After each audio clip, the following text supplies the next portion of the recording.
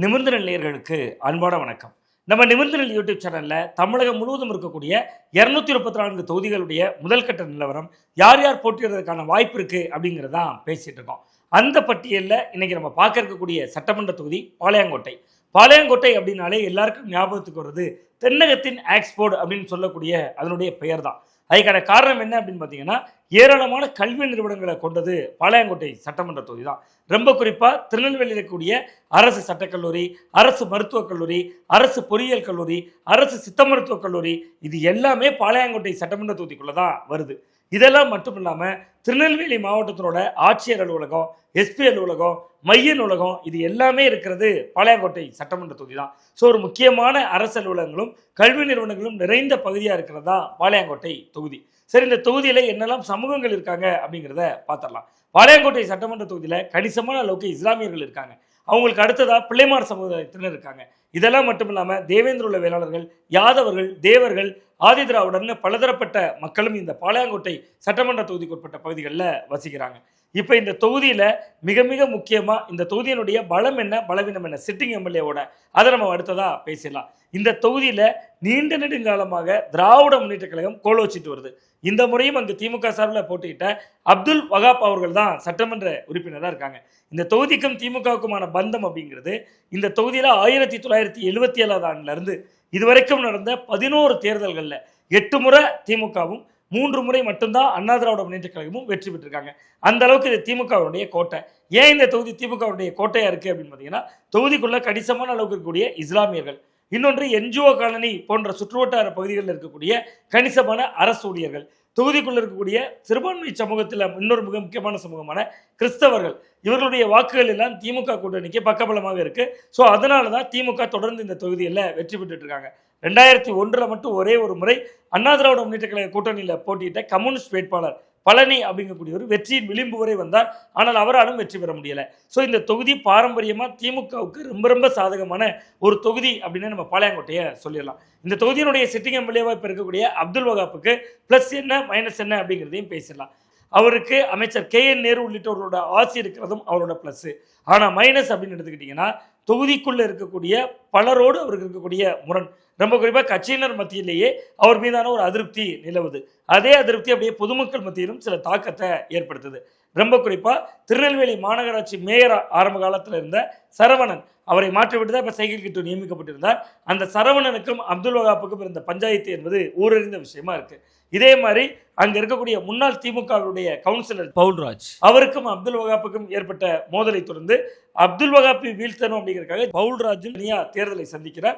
அவர் வேலையும் தொடங்கியிருக்காரு. சுயேட்சையாகவே அவர் களம் காண்பதற்கான முயற்சியை அவரும் முன்னெடுத்துட்டு இருக்கார். ஸோ அப்துல் வகாப்புக்கு நெகட்டிவ் ஓட்டு என்பது இந்த முறை தொகுதிக்குள்ள கணிசமாக இருப்பதை உணர முடியுது. அதே நேரத்தில் தனக்கு தலைமையோடு இருக்கக்கூடிய நெருக்கத்தை பயன்படுத்தி மீண்டும் சீட்டு வாங்கிடலாம் அப்படிங்கக்கூடிய ஒரு வேலையை தீவிரப்படுத்தி இருக்கிறார் அப்துல் வகாப் அவர்கள். அவர் தான் திருநெல்வேலி மத்திய மாவட்டத்தினுடைய பொறுப்பாளராகவும் இருக்கார். அடுத்ததாக இந்த இடத்துல சீட் ரேஸில் மிக முக்கியமான இடத்துல இருக்கக்கூடியவர் TPM மைதீன் கான் அவர்கள். கிட்டத்தட்ட முன்னாள் அமைச்சர், இந்த தொகுதியில் 4 முறை வென்றவர், வயதால் மூத்தவர். கிட்டத்தட்ட அப்துல் வகாப் பொறுப்பிலிருந்து விலக்கப்பட்ட போது அவருக்கு பதிலாக மாவட்ட பொறுப்பாளராக சில காலம் நியமிக்கப்பட்டிருந்தார் TPM மைதீன் கான், கலைஞர் காலத்து அரசியல்வாதி. ஸோ அந்த அனுபவத்தினுடைய அடிப்படையில் அவர் தனக்கு இல்லாட்டாலும் தன்னுடைய பேத்தி உள்ளிட்ட உறவுகளுக்காக சீட்டு கேட்கக்கூடிய இடம் நோக்கி மைதீன் கான் நகர்ந்திருக்கிறார் அப்படிங்கக்கூடிய பார்வையும் பார்க்கப்படுது. ஸோ இவர்கள் 2 பேரும் இல்லைன்னா ராஜா முகமது, யார் இந்த ராஜா முகமது அப்படின்னு பார்த்தீங்கன்னா, திருநெல்வேலியை சேர்ந்தவர் தான் இவரும்.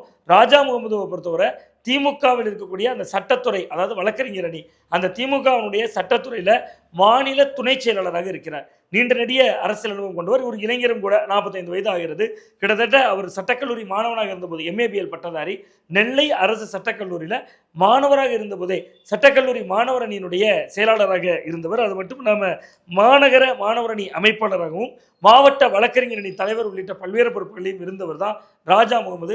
ராஜா முகமதும் இந்த தொகுதியில் நன்கு வேலை செய்து கொண்டிருக்கிறார். ஸோ அவரும் இந்த முறை சீட் ரேஸில் முக்கியமான இடத்துல இருக்கார். திமுகவை பொறுத்தவரை மும்முனை போட்டி அப்படின்னு நம்ம சொல்லலாம். சீட் ரேஸில் முக்கிய இடத்தை பிடிப்பவர் அப்துல் வகாப், அதற்கு அடுத்ததாக மைதீன் கான், இவர்களுக்கு இணையாக வழக்கறிஞர் ராஜா முகமது, அவரும் இந்த ரேஸில் மிக முக்கியமான இடத்துல இருக்கிறார். அதிமுகவை பொறுத்தவரை என்ன அப்படிங்கிறத பேசுறதுக்கு முன்னாடி, திமுக கூட்டணியில் இந்த தொகுதியை இன்னொரு கட்சியும் விரும்புது, அதுதான் SDPI. கடந்த 2021 சட்டமன்ற தேர்தலில் இதே தொகுதியில் அமமுக கூட்டணியில் இருந்தபோது SDPI களம் கண்டாங்க. ஆனால் 2024 நாடாளுமன்ற தேர்தலில் அவர்களுக்கு திண்டுக்கல் தொகுதி ஒதுக்கப்பட்டது. திண்டுக்கல்ல அந்த கட்சியினுடைய முக்கிய புள்ளி இதே திருநெல்வேலியை சேர்ந்தவர் முபாரக், நெல்லை முபாரக் அவர் போட்டியிட்டு இருந்தார். ஸோ அவரை பொறுத்தவரை இந்த முறை அவருடைய அந்த வேட்பாளர் பட்டியலுடைய பெயரினுடைய அடிப்படையில் பார்த்தீங்கன்னா முகமது முபாரக். அந்த முகமது முபாரக் கடந்த பாராளுமன்ற தேர்தலில் திண்டுக்கல்ல போட்டியிட்டார்.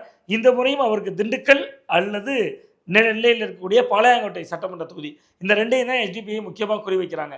பட் அந்த திண்டுக்கல் சட்டமன்ற தொகுதியை பொறுத்தவரை அமைச்சர் பெரியசாமி அவர்களுடைய மகன் செந்தில்நாதன், ஏற்கனவே அவர் கிட்டத்தட்ட செந்தில்குமார் மன்னிக்கணும், அவர் கிட்டத்தட்ட பழனியில் எம்எல்ஏவாக இருக்கக்கூடிய செந்தில் அங்கிருந்து இடம்பெயர்ந்து திண்டுக்கலுக்கு வர இருக்கிறார். ஸோ அவர் திண்டுக்கலுக்கு வந்தார்னா அந்த இடம் எஸ்டிபிஐக்கு ஒதுக்கப்பட வாய்ப்பு கம்மியாக இருக்கும். ஸோ அப்படி ஒதுக்கப்படாத சூழலில் எஸ்டிபிஐ கட்சி ஒரே ஒரு தொகுதியை கேட்கும் என்றால் அந்த தொகுதி பாளையங்கோட்டை தொகுதி.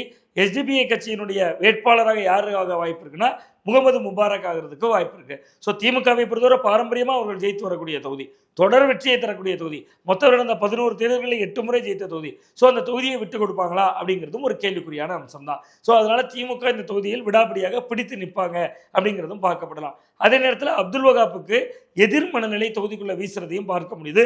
ஆனால் அப்துல் வகாப்பை பொறுத்தவரை கிரவுண்ட்லையும் களப்பணியை தீவிரப்படுத்தக்கூடியவர். ஸோ அவர் நிச்சயமாக தனக்கு வாய்ப்பு கிடைக்கும் அப்படின்னு நம்புறார். அண்ணா திராவிட முன்னேற்ற கழகத்தை பொறுத்தவரை கடந்த சட்டமன்ற தேர்தலில் இதே தொகுதியில் போட்டியிட்ட ஜெரால்டு, கிறிஸ்தவ சமூகத்தை சேர்ந்தவர், நாடார் பிரிவை சேர்ந்தவர், அவர் இந்த முறை மீண்டும் தனக்கு வாய்ப்பு வழங்கப்படலாம். கடந்த முறையே அவருக்கு தச்சை கணேசராஜா அவர்கள் மூலமாக சீட்டு கிடைத்தது. இந்த முறையும் அவருக்கு வாய்ப்பு கிடைக்கும் அப்படிங்கிற நம்பிக்கையோட அவரும் களப்பணியாற்றுகிறார். இதே போன்று பிள்ளைமார் சமூகத்தை சேர்ந்த மாவட்ட அவைத்தலைவராக இருக்கக்கூடிய பரணி சங்கரலிங்கம் இந்த வாய்ப்பிற்காக காய் நடத்தி கொண்டிருக்கிறார். சுதா கே பரமசிவம் யாதவர் சமூகத்தை சேர்ந்தவர், அவர் முன்னாள் ஆவின் சேர்மனாகவும் இருந்தவர், முன்னாள் கவுன்சிலர், அது மட்டும் இல்லாமல் முன்னாள் மண்டல சேர்மனாக இருந்தார். ஸோ இப்படி பல்வேறு பதவிகளை கொண்ட அவரும் சுதா கே பரமசிவமும் இந்த முறை சீட் ரேஸில் முக்கியமான இடத்துல இருக்கிறார். சுதா கே பரமசிவத்தை பொறுத்தவரை மாநில அமைப்பு செயலாளராக இருக்கிறார். கல்லூர் வேலாயுதம் அமமுகவிலிருந்து அதிமுக பக்கம் நகர்ந்தவர், அதிமுகவில் ஆரம்ப கட்டத்திலிருந்து இயங்கியவர், யாதவர் சமூகத்தை சேர்ந்தவர். ஸோ அவரும் இந்த முறை சீட் ரேஸில் இருக்கிறார். பாப்புலர் முத்தையா நாங்குநேரியும் திருநெல்வேலியும் தான் கேட்கிறார். இரண்டும் ஒதுக்கப்படாத பட்சத்தில் அவருக்கும் பாளையங்கோட்டையின் மீது ஒரு கண் இருக்கிறது. இதே மாதிரி ஐடி விங்கை சேர்ந்த சம்சு சுல்தான், சிறுபான்மை பிரிவை சேர்ந்த பீர் முகமதுன்னு 1/2 டஜன் பேர் கிட்டத்தட்ட பாளையங்கோட்டை தொகுதி வேணும்னு பணம் கட்டியிருக்கிறார்கள். பாஜகவும் இந்த தொகுதியை ஒருவேளை திருநெல்வேலியிலிருந்து நயினா நாகேந்திரன் அவர்கள் சாத்தூருக்கு இடம்பெயர்ந்தால் இந்த தொகுதியை நம்ம போட்டியிடலாம் அப்படின்னு சொல்லி, ஏன்னா சிறுபான்மையினர் கணிசமாக இருக்காங்க, அங்கே நம்ம சின்னத்தை கொண்டு போய் சேர்க்கலாம் என்பதற்காக நீல முரளி யாதவ் அப்படிங்கிறவருக்கு வழங்கப்படுறதுக்கான ஒரு வாய்ப்பு இருக்கிறதா சொல்லப்படுது. நாம் தமிழர் கட்சியை பொறுத்தவரை தொகுதிக்குள்ள வலுவாகவே இருக்கிறாங்க. தமிழக வெற்றி கழகம் சிறுபான்மையினர் ஓட்டுகளை மையமாக வைத்து களமாடி விடுகிறது. இஸ்லாமியர்கள் கணிசமாக இருக்காங்க.